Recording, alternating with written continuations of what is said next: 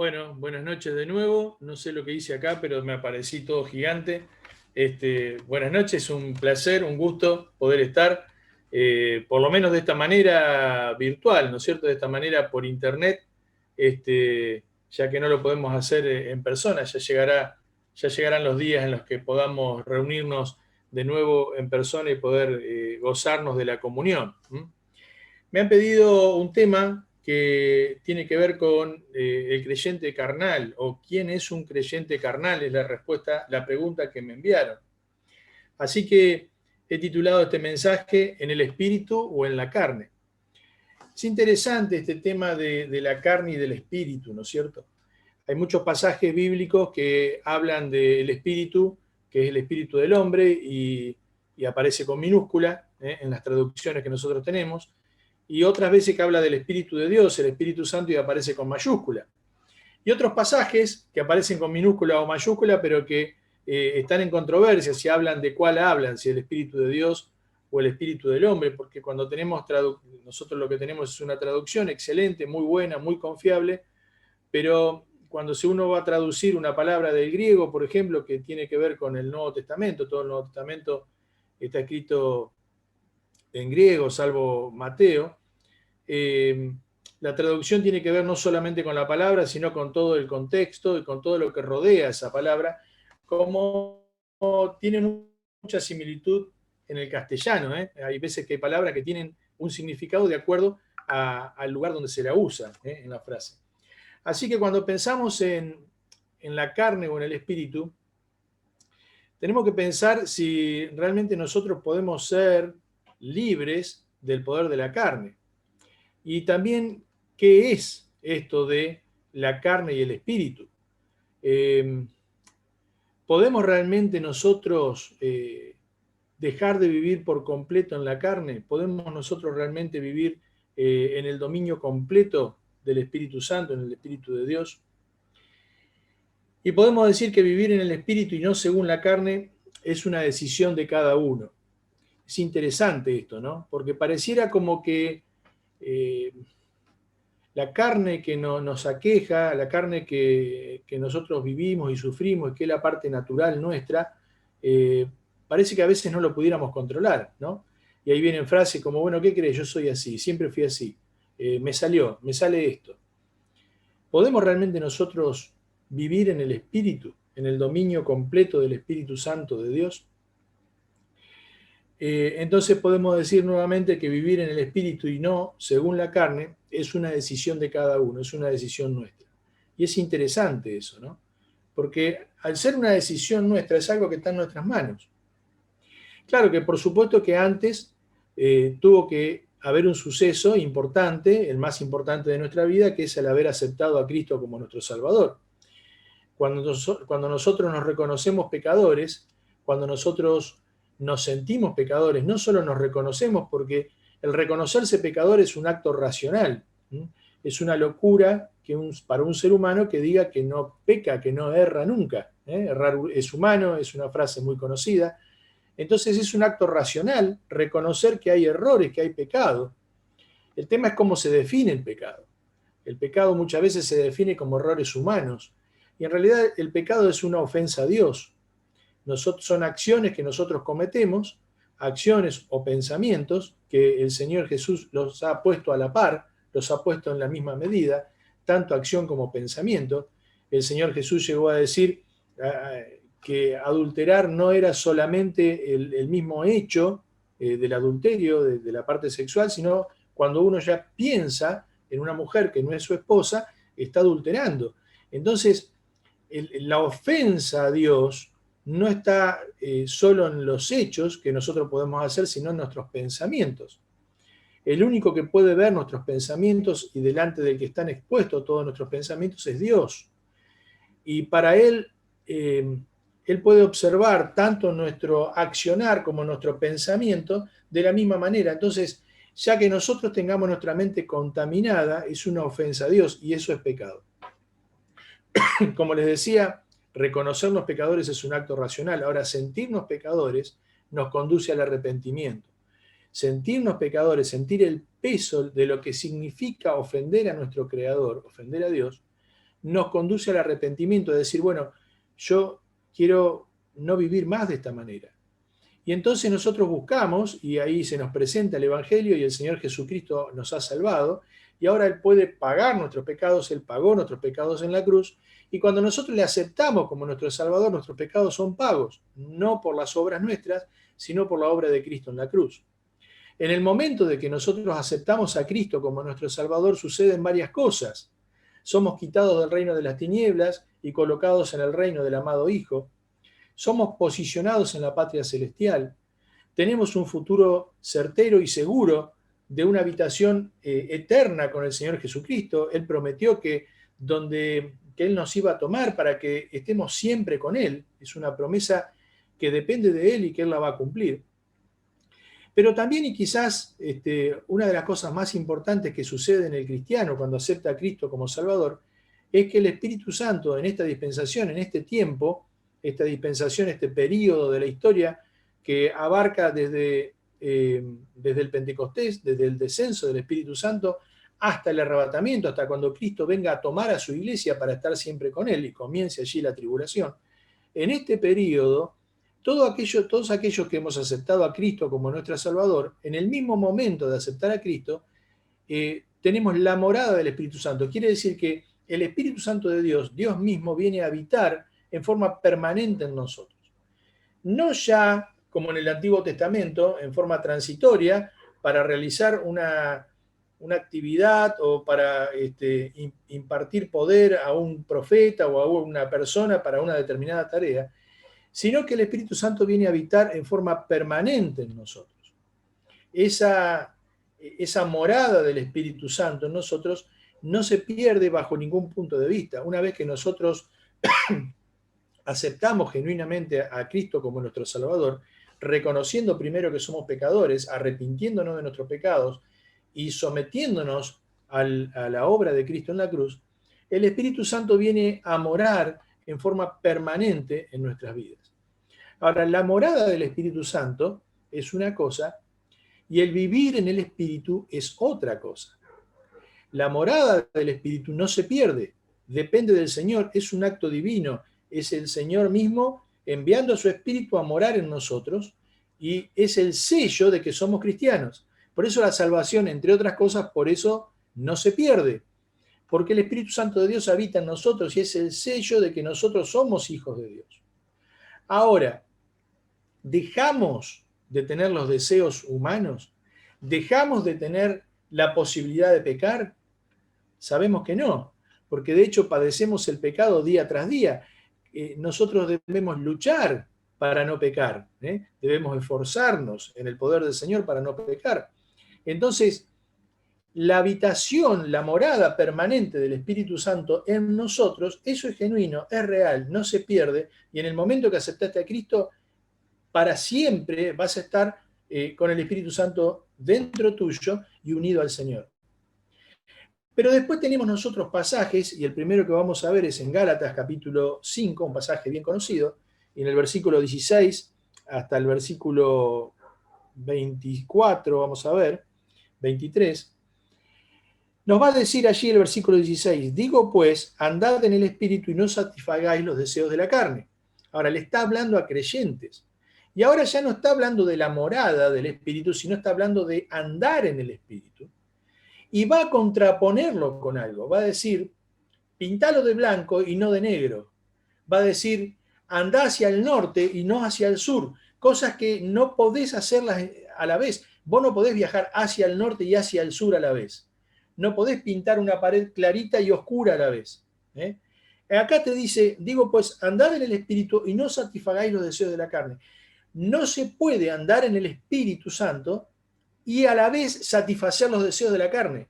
Se contraponen como ir hacia el norte e ir hacia el sur. No podés.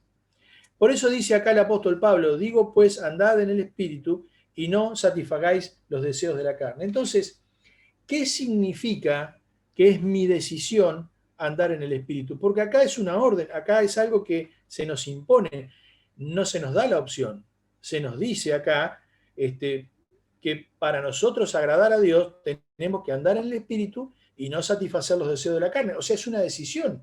Te da una orden que vos podés cumplir o no cumplir, obedecer o desobedecer. Entonces, ¿qué significa que es mi decisión y cómo se hace? En primer lugar, nosotros tenemos que entender. En segundo lugar, tenemos que obedecer. Y en tercer lugar, tenemos que permanecer. Lo primero que vamos a considerar entonces en esta noche va a ser que tenemos que entender. Fíjense allí, versículos 17 y 18, nos va a explicar un poquito más acerca del deseo de la carne. Y dice, porque el deseo de la carne es contra el espíritu, y el del espíritu es contra la carne. Y estos se oponen entre sí para que no hagáis lo que quisierais. Pero si sois guiados por el espíritu, no estáis bajo la ley. Entonces, lo primero que vamos a ver acá es que las obras del espíritu y las obras de la carne se oponen. Quiere decir entonces que si nosotros tenemos la morada permanente del Espíritu Santo, el Espíritu Santo tiene deseos para con nosotros que se contraponen con los deseos naturales de nosotros, con los deseos humanos naturales que nosotros tenemos. La naturaleza humana, la carne, la sarx, como se dice allí en el griego, como se menciona en el griego, es la naturaleza propia del ser humano. El ser humano no fue creado con una naturaleza pecaminosa. El ser humano eligió tener una naturaleza pecaminosa. Dios creó a Adán y a Eva sin pecado original, pero con la capacidad evolutiva, con la capacidad en su voluntad de decidir obedecer o no obedecer a Dios. Algo muy sencillo, que en realidad es el quid de la cuestión. Porque agradar a Dios o no agradar a Dios, el meollo de la cuestión de la vida cristiana es si yo voy a obedecer a Dios o no voy a obedecer a Dios. Lo mismo que sucedía con Adán y Eva. Claro, en ese momento era un árbol, el árbol del bien y del mal, que no debían de tomar, y sencillamente ellos tenían que obedecer a Dios. Era quizás algo representativo, pero algo donde ellos tenían que decidir obedecer o no. Andar en lo que Dios decía o tomar sus caminos. Entonces, cuando Eva primero y luego Adán decide, Adán de una forma consciente, tomar de ese fruto y desobedecer a Dios, entonces decide ahora tener una naturaleza pecaminosa, transforma, permite que el pecado entre en sí mismo. Y nosotros, por venir de los lomos de Adán, porque nuestra creación, la creación del hombre es una creación federal, quiere decir esto que venimos todos de una misma cabeza, venimos todos de un mismo hombre y una misma mujer, no como los ángeles que fueron creados uno a uno y en forma individual, sino que el hombre es una creación federal, quiere decir que fue creado Adán y Eva y en ellos estaba toda la humanidad, quiere decir que van por reproducción, vamos teniendo nosotros y bueno, lo vemos, nosotros tenemos nuestros padres y tenemos nuestros hijos. Esa naturaleza pecaminosa se traslada a nosotros, pero cuando nosotros aceptamos a Cristo como nuestro Salvador, ahora tenemos una naturaleza divina impartida en nosotros, en el Espíritu Santo que viene a morar dentro nuestro. Cuando no tenemos a Cristo, solo tenemos nuestra naturaleza humana, que es una naturaleza caída, una naturaleza pecaminosa, una naturaleza que no puede dejar de pecar.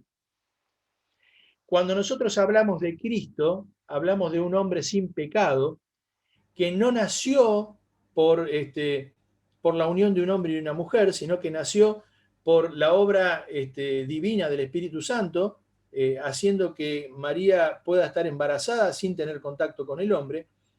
Y eso tiene que ver también con la no naturaleza, con la no transferencia de naturaleza pecaminosa hacia Cristo. Porque la cabeza federal, el origen de toda creación es Adán, no es Adán y Eva, es Adán. Eva sale de Adán, el ser creado es Adán. Entonces se transfiere el pecado al hombre a través del hombre, a través de Adán. Cuando no hay intervención del hombre en la concepción de Jesús, no hay transferencia, por eso que él nace sin naturaleza pecaminosa, nace sin la carga del pecado de Adán en su humanidad. Ahora, nosotros, que sí hemos tenido transferencia, tenemos nuestra naturaleza humana que no puede dejar de pecar. Cristo, en su naturaleza divina, no podía pecar. Él no podía dejar de ser santo. nosotros no podemos dejar de pecar. Y allí es donde está la diferencia y donde se marca la cuestión entre la naturaleza caída, la naturaleza pecaminosa que nosotros tenemos, y la nueva naturaleza que el Espíritu Santo imparte en nosotros. Y ahora tenemos entonces que dice, porque el deseo de la carne es contra el Espíritu, y el Espíritu es contra la carne. La carne quiere ir para el norte, el Espíritu quiere ir para el sur.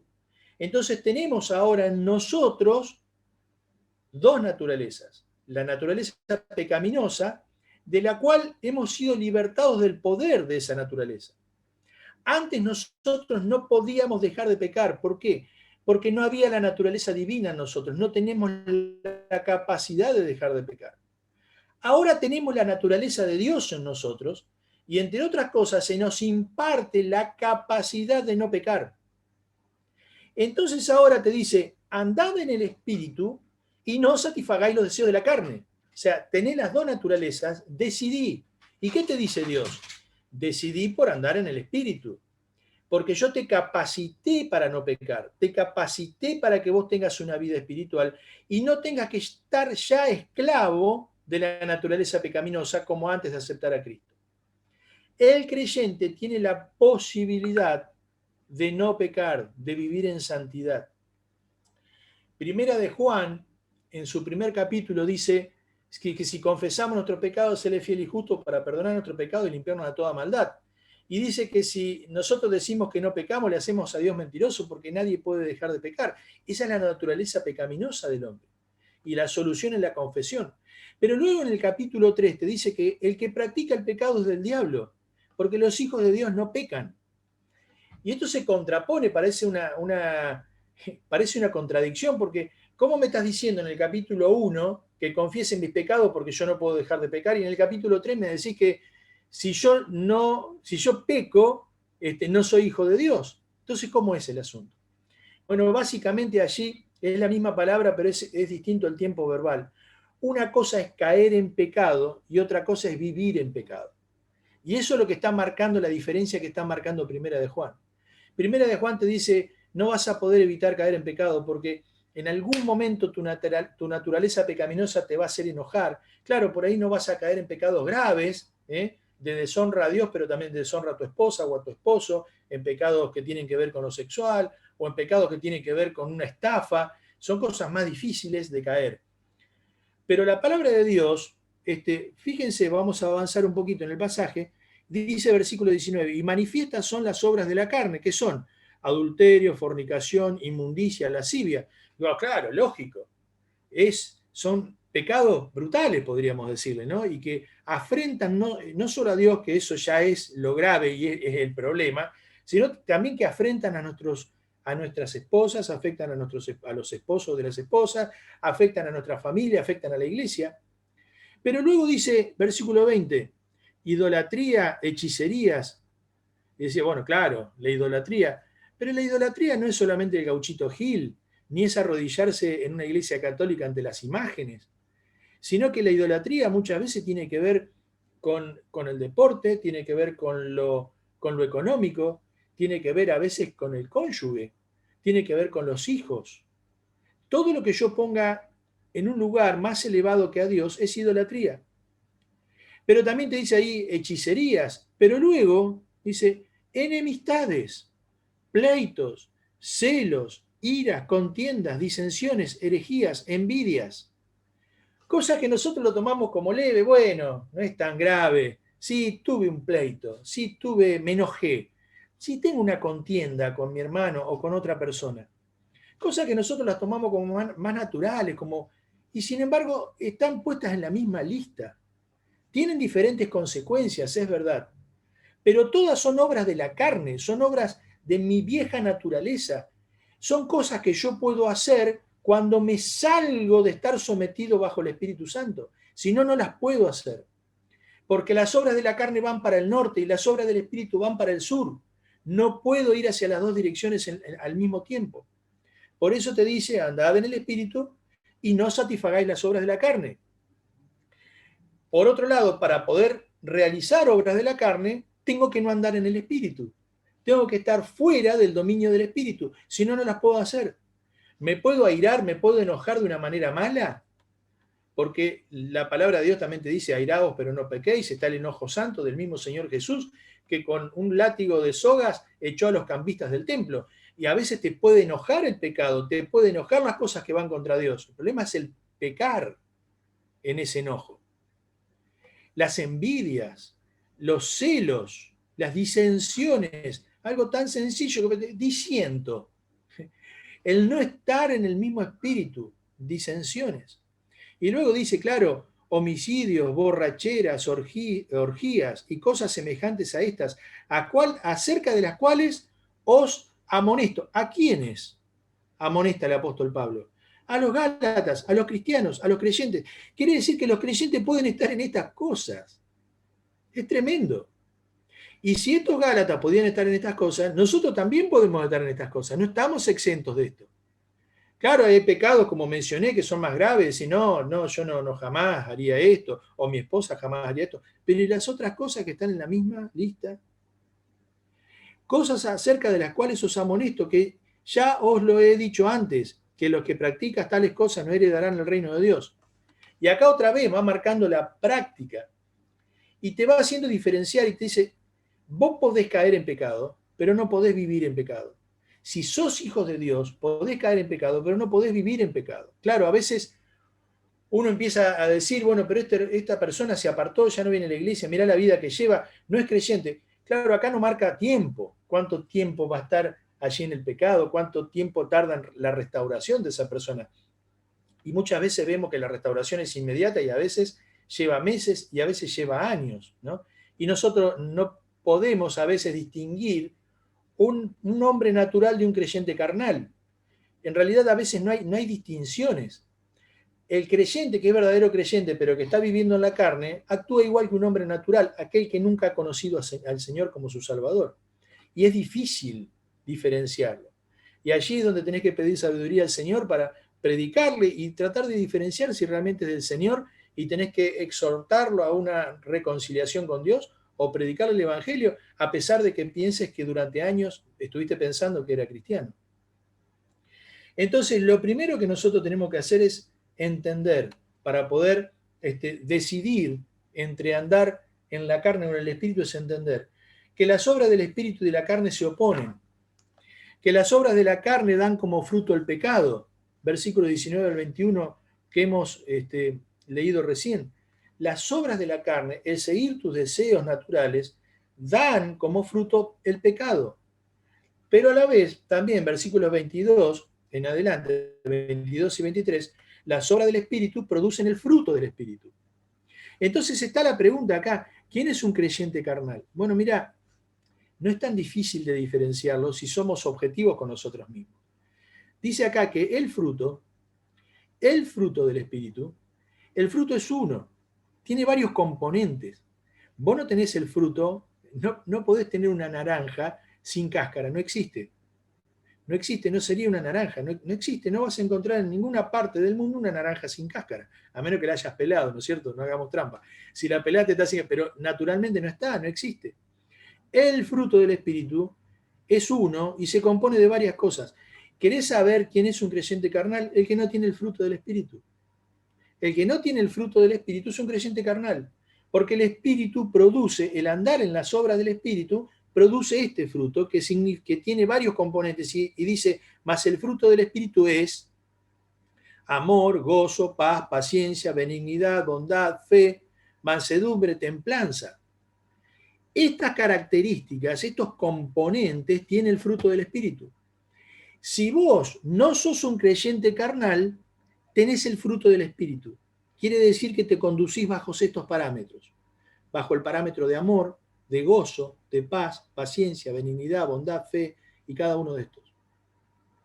Si vos no podés identificar cada uno de estos componentes del fruto del Espíritu en tu vida, quiero decirte, hermano, lamentablemente, no estás viviendo bajo el Espíritu Santo, bajo la obra del Espíritu.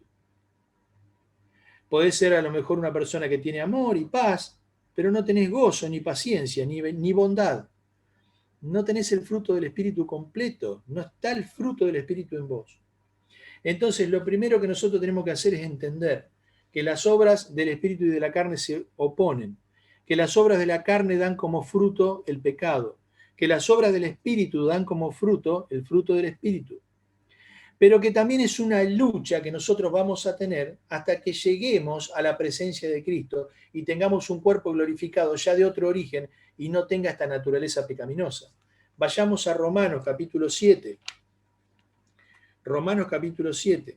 Y allí vamos a ver otra vez al apóstol Pablo. Romanos capítulo 7, versículos 15 hasta el 25, ustedes lo pueden leer todo después, pero solamente vamos a leer ahí algunos pasajes. Dice, porque lo que hago no lo entiendo, pues no hago lo que quiero, sino lo que aborrezco, eso hago. Y si lo que no quiero, esto hago, apruebo que la ley es buena, de manera que ya no soy yo quien hace aquello, sino el pecado que mora en mí. Y yo sé que en mí, esto es, en mi carne, no mora el bien, porque el querer, el bien está en mí, pero no el hacerlo. Porque no hago el bien que quiero, sino el mal que no quiero, eso hago. Y si hago lo que no quiero, ya no lo hago yo, sino el pecado que mora en mí. Así que queriendo yo hacer el bien, hallo esta ley, que el mal está en mí. Ahora, acá está marcando la lucha permanente que nosotros vamos a tener con la carne.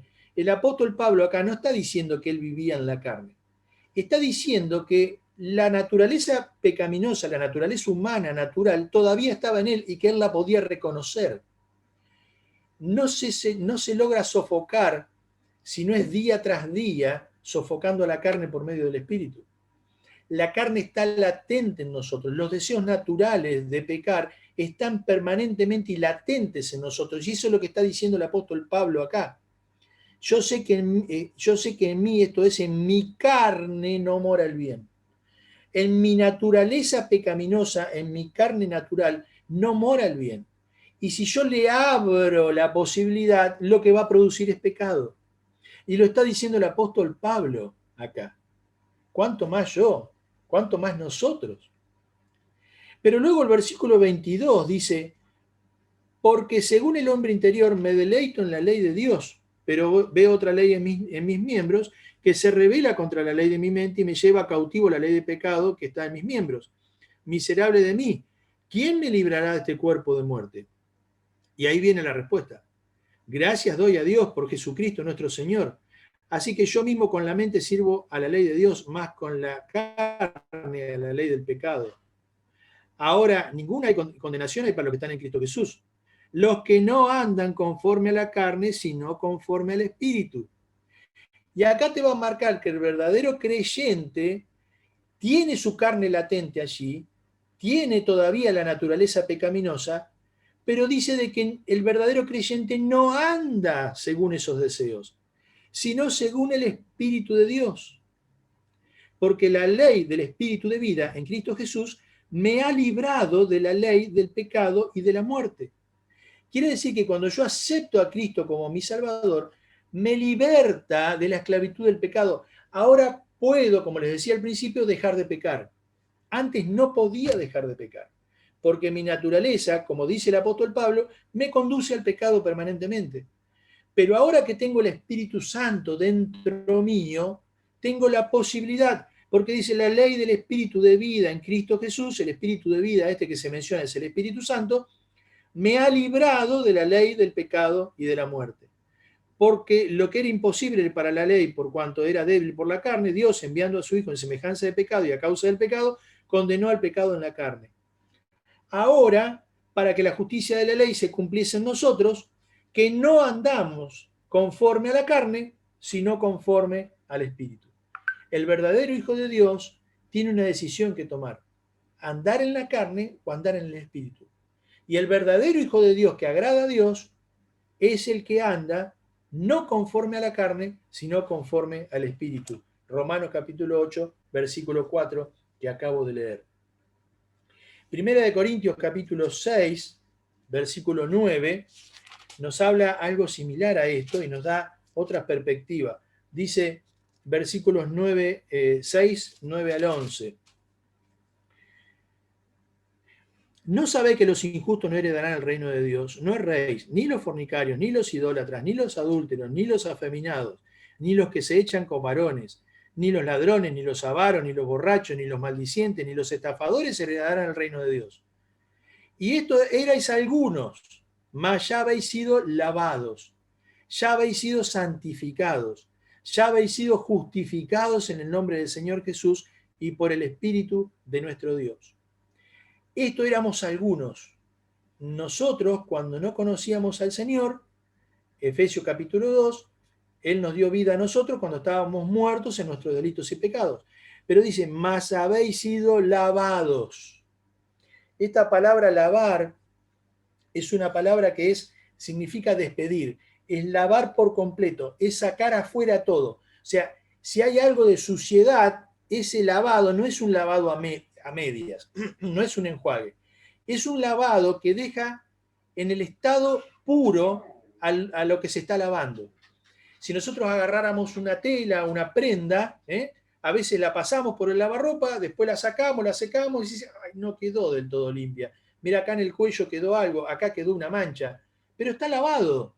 Sí, pero hay una mancha todavía, tengo que ver cómo saco esta mancha. Bueno, esta palabra lavar acá no es una prenda que se mete en el lavarropa, que la sacás y la lavaste, pero todavía tiene una mancha o todavía tiene un roce acá en el cuello que no alcanzó a salir. No, es un lavado por completo, es un despedir la suciedad por completo, es un sacar afuera todo lo que está sucio.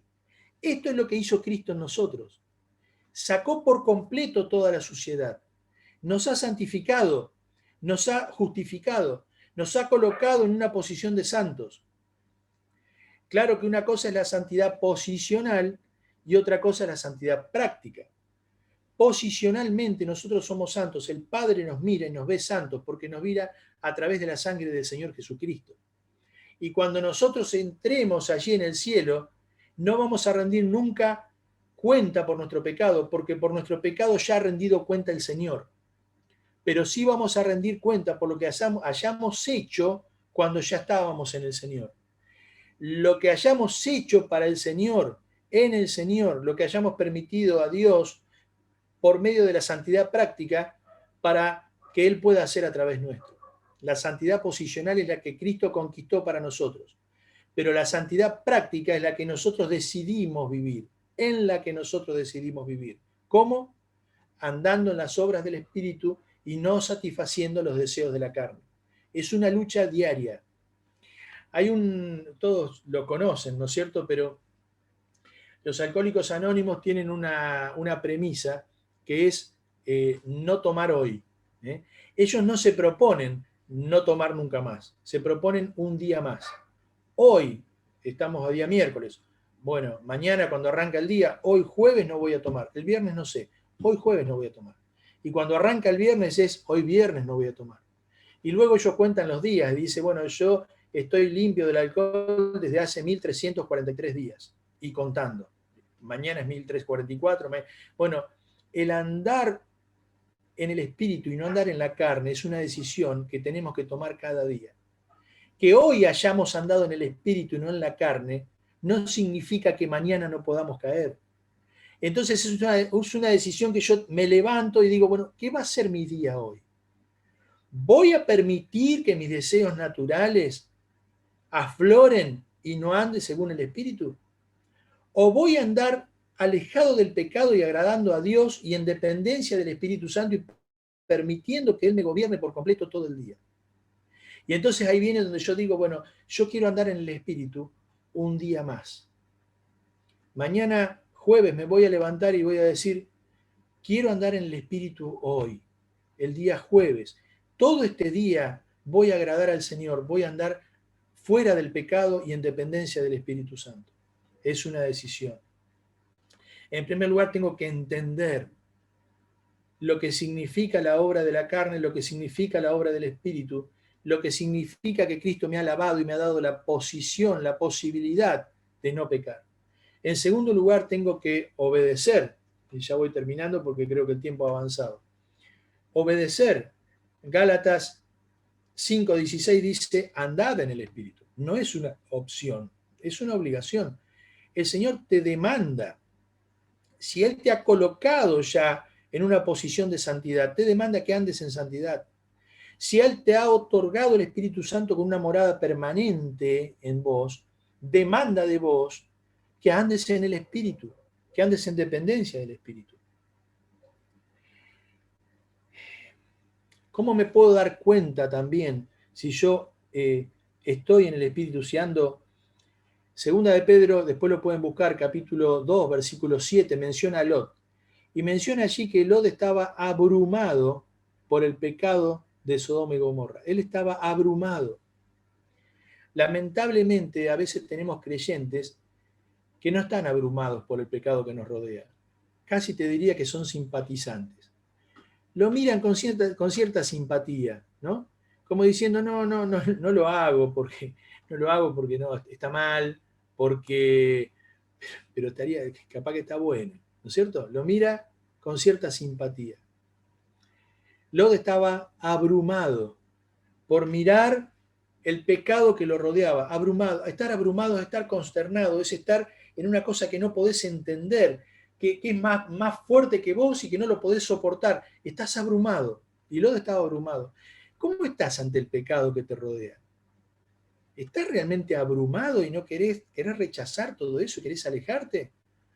O medio como que simpatizás de a rato, ¿no? Como que no lo hago, pero aflora una sonrisita, ¿no? Quizás si nadie me viera, ¿no? Un predicador muy conocido dijo que lo que realmente somos es lo que haríamos si nadie nos viera y si Dios no lo tomara en cuenta. Como que si, ¿qué pasara en una cosa totalmente irreal si Dios te dijera, mañana viernes lo que hagas, no lo tomo en cuenta, desaparece por completo, no tenés consecuencia ninguna, podés hacer lo que quieras. Mañana podés hacer lo que quieras, que no va a haber disciplina, no va a haber consecuencia, nadie te va a reclamar nada, yo tampoco, te dice Dios. ¿Qué harías mañana? Eso es lo que realmente sos. ¿Ahí aprovecharías para hacer esto o lo otro? ¿Aprovecharías para ir a este lugar o a este otro? ¿O decidirías andar en el espíritu igual? Eso es lo que verdaderamente sos. Eso es lo que verdaderamente soy. Si no pasara nada, e igual querría agradar a Dios, eso es lo que realmente es un ser, una persona que es cristiana. Pero en último lugar, no solo entender y obedecer, sino también permanecer.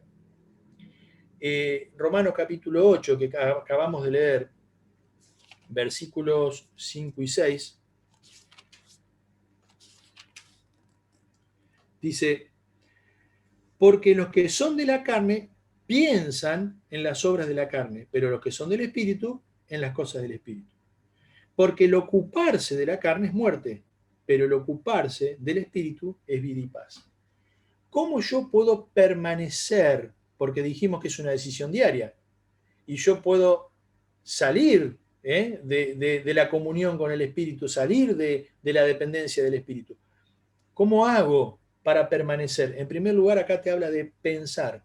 Y en segundo lugar, te habla de ocuparse. Fíjense, el pensar en las cosas de la carne o el pensar en las cosas del Espíritu. Los que son de la carne piensan en las cosas de la carne, lo maquinan, lo pergenian. No pecás por accidente, no pecás porque tropezaste, antes lo pensaste, antes lo pergeniaste y decidiste pecar. Comienza acá el pecado o acá en el corazón, comienza ahí. Entonces, ¿qué es lo que primero que tengo que hacer para permanecer? Proponerme, limpiar mi mente y pensar en las cosas del Espíritu y no en las cosas de la carne. Vos sabés que a veces surgen pensamientos y es una decisión permanecer en ese pensamiento o irte de ese pensamiento. ¿No te pasa a veces? Que surge un pensamiento que sabés que no es santo y está allí el pensamiento y le das lugar y lo dejás estar un rato o lo sacás. O orás, lees un pasaje o sencillamente decís voy a pensar en otra cosa porque no quiero que haya pensamientos carnales en mi mente.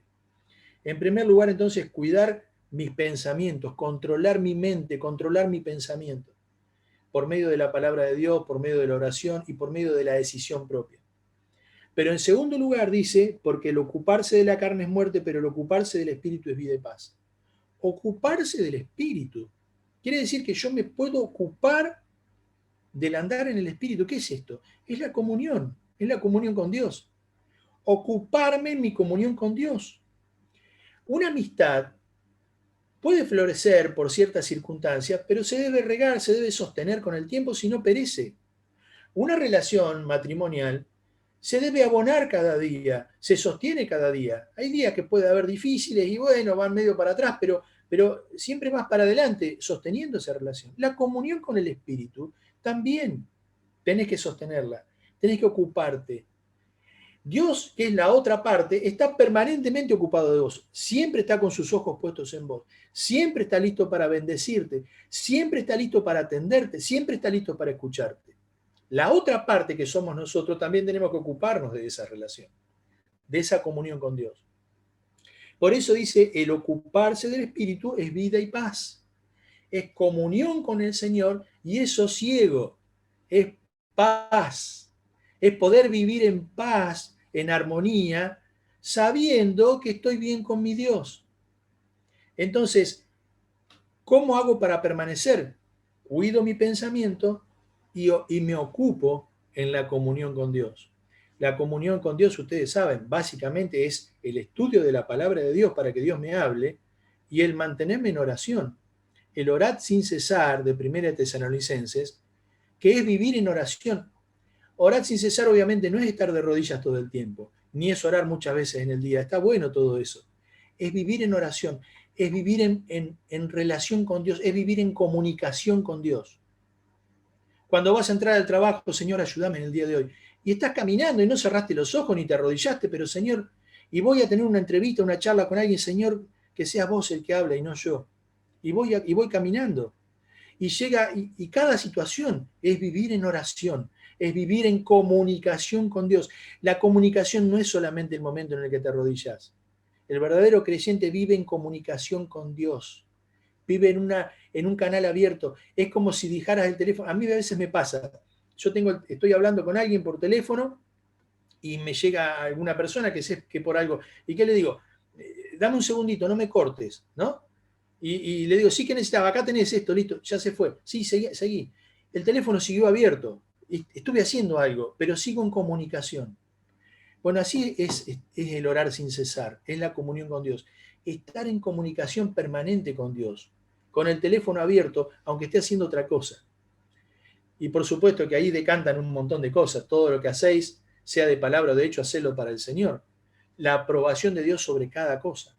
Entonces, ¿qué significa decidir vivir en el Espíritu y no vivir en la carne? En primer lugar, entender lo que es la obra de la carne, entender lo que es la obra del Espíritu, entender los frutos que producen esas cosas, entender que es una lucha diaria hasta ir a Cristo, hasta estar con Cristo con un cuerpo glorificado, y que cada día debo decidir vivir en santidad. En segundo lugar, una vez que entendí, es obedecer, entender y luego obedecer, andar en el Espíritu y lograr ver el pecado como Dios lo ve, no con simpatía, sino abrumado, consternado por el pecado. Pero en tercer lugar es permanecer, cuidando mis pensamientos, pero también ocupándome de la comunión con Dios. ¿En qué nos ocupamos cada día? ¿Qué alimentamos? ¿La carne o el espíritu? Si alimentamos la carne, vamos a ser carnales. Si alimentamos el espíritu, vamos a ser espirituales. Y es la única forma en la que realmente tiene sentido vivir la vida para un creyente. Nosotros somos del Señor. Vos sos un cristiano. Si realmente aceptaste a Cristo, sos un cristiano. Es como querer echar un auto al agua. Lo único que va a pasar es hundirse. O como querer arrastrar un barco por la calle. Lo único que va a pasar es que se rompa. Si sos un cristiano, tenés que vivir como cristiano, andar en el Espíritu. Si no, nada tiene sentido. Ojalá que el Señor hable a nosotros y realmente podamos ser victoriosos en esta lucha diaria de poder andar en el Espíritu y no satisfacer los deseos de la carne. El Señor bendiga su palabra.